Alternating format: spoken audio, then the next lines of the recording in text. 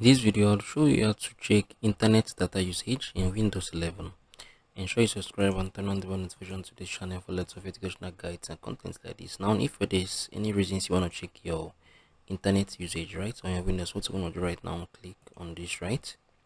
Click on the settings. Once you have clicked on the settings, you're going to see right now, I'm currently connected to the how to do Wi-Fi, right? The how to do hotspot. So this is where you can see the data usage, right? So click on it. You're going to see the total data internet usage, right, in this Windows. So you can see in the last 28 days, in the last 30 days, I've used more than 20.83 gig, right, of data, and I think Chrome has consumed like most of it, right? So it's nice, right? So this is basically how you can check internet data usage in Windows 11. These are the current applications that I'm using, right, for my PC that is taking some good data from it. So if you found this video helpful, share your thoughts below in the comment section. Thank you guys for watching through. I'm gonna see you all in the very next one.